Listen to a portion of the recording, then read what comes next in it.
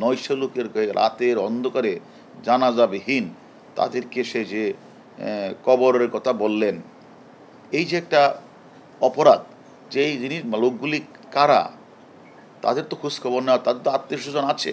আমাদের বঙ্গবন্ধুর নাতনি মাননীয় প্রধানমন্ত্রীর কন্যা সাইমা ওয়াজেদ পুতুল অটিজম নিয়ে সারা বিশ্বে কাজ করে প্রশংসিত হয়েছেন এবং উনি সাউথ ইস্ট এশিয়ার রিজনাল ডিরেক্টর হিসেবে যিনি এখন হোয়ের অধীনে থেকে দায়িত্ব পালন করছেন, আর সেই দেশেই অটিজমের নাম ধারণ করে কিছু অসহায় গরিব বয়স্ক বাক প্রতিবন্ধীহীন প্যারালাইজড ভারসাম্যহীন মানুষগুলিকে সে বিভিন্ন জায়গা থেকে কালেকশন করে অটিজমের নাম দিয়ে ফেসবুক ফলোয়ারে বিভিন্ন মানুষের কাছ থেকে টাকা কালেকশন করে সেই টাকাগুলি নিজে আত্মসাৎ করছেন।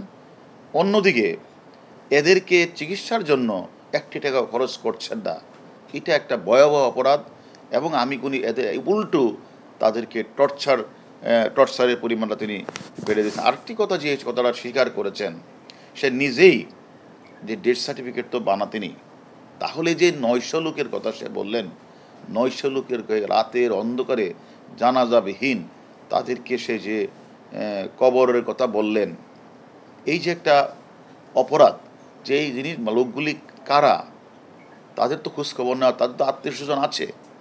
একটু খোঁজখবর না দেওয়া, থানার মধ্যে জিডি না করা, হাসপাতালগুলিতে প্রেরণ না করে, এই যে নিজের ইচ্ছা মতো এই যে ভয়াবহ যে অপরাধগুলি উনি করেছেন, আমি মনে করি এগুলি আমাদেরকে খোঁজ নিতে হবে এবং তাকে জবাবদিহিতা করতে হবে যে এই লাশগুলি কোথায় গেলেন। কারণ এই লাশগুলি যে মারাও যায় তো তার রেজিস্টার থাকবে, এখানে চিকিৎসাধীন অবস্থায় মারা গেল, কি হলো তার, এই লোকটা কেন মারা গেল, এটা তো একটা রেজিস্টার থাকবে। সেই রেজিস্টারে তো তার অন্তত থাকার কথা হিসাবটা, যে এই লোকটার বাড়ি কোথায়, তার আত্মীয় স্বজনকে জানানো। সে উল্টা যে মানুষগুলি অসহায় কোনো বাচ্চা বা কোনো শিশুকে নিয়ে দিয়ে আসতো, এই লোকটা যখন কখনো জানতে চাইতো যে আমি যে বাচ্চাটা দিয়ে গিয়েছিলাম কোথায়, উল্টা ওই লোকটাকেই টর্চার সেলে পিটাতো, আর যেন কোনো দিন কেউ সেখানে কারো খোঁজখবর না নিতে পারে।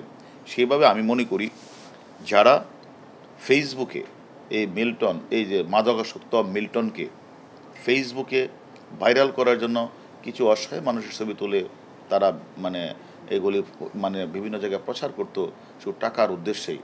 এখন তার অ্যাকাউন্টে প্রচুর টাকা, কয়েকদিনে 1,85,00,000 টাকা এসে গেছে, সে টাকাগুলি খরচ করে নাই। তাহলে তার উদ্দেশ্যটা কি, এটাও আমরা তদন্তে নিয়ে আসছি। তাহলে তুমি যদি মানবতার ফেরিওয়ালাই হই, তাহলে তো তাদের টাকাগুলি খরচ করার কথা, হাসপাতালে পাঠানোর কথা। এবং যদি কেউ মারা যায়, মানুষ মারা যেতেই পারে, তাহলে সেটা হাসপাতালকে জানানো, থানাকে জানানো, মিডিয়াতে বলা বা পেপার পত্রিকায় দেওয়া। যদি তার ঠিকানা না থেকে থাকে, আর ঠিকানা থাকলে তার আত্মীয় স্বজনকে জানানো। সে কোনো কিছুই করলো না, সে 900 লাশ দাপন করলেন, তার কোনো রেজিস্টার নাই।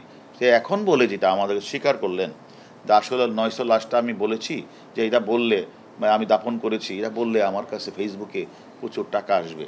আসলে এত না, আসলে মারা গেছে 135 জন বা 40 জন। তাহলে 135 জনের রেজিস্টারি নামটা দেখাও। তা আসলে সে যে আরও আমাদের তদন্ত বাকি আছে, আমরা তাকে জিজ্ঞাসাবাদ করব যে টাকাগুলি কোথায় পাচার করেছেন, সে কেন পিটাতেন, সে কেন ডাক্তার রাখতেন না, সে কেন এদেরকে হাসপাতালে পাঠাতেন না, এগুলি আমরা তার কাছ থেকে আরও তথ্য নিব।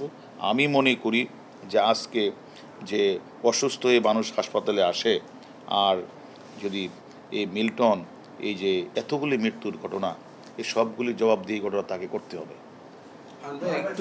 একটু আমার একটা প্রশ্ন আছে, একটু সুনির্দিষ্টভাবে মিল্টন সমাদদারের যে বিরুদ্ধে যে অভিযোগ, সেই অভিযোগের সাথে তার স্ত্রী কোনো সম্পৃক্ততা পেয়েছেন কিনা?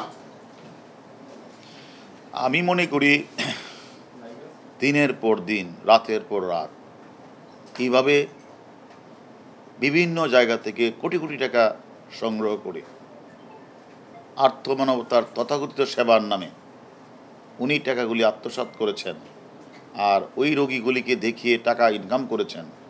অন্যদিকে সেবা তিনি দেন নাই, ডাক্তারের কাছে পাঠান নাই।